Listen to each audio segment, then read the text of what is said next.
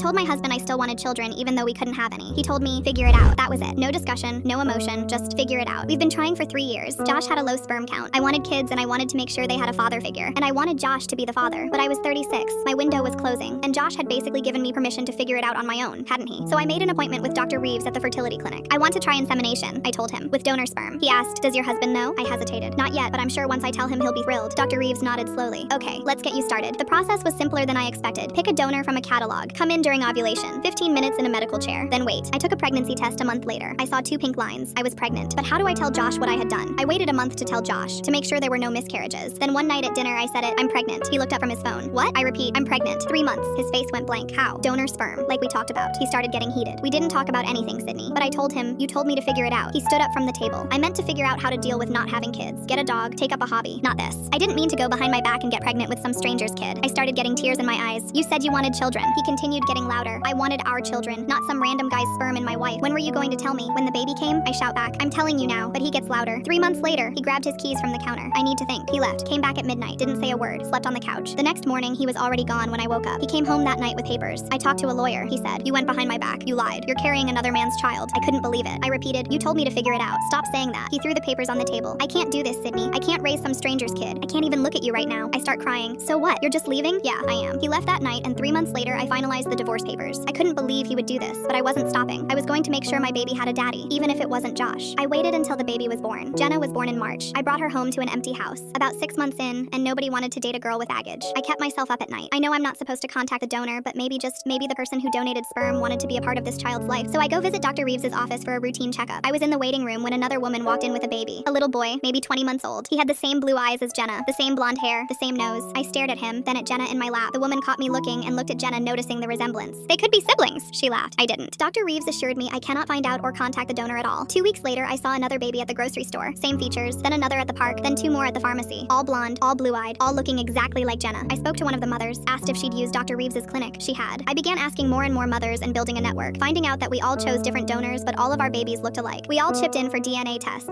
17 children all came back as being half-siblings with the same biological father. The story broke 6 months later. Dr. Reeves had been using his own sperm. 75 women, 75 children who looked just like him.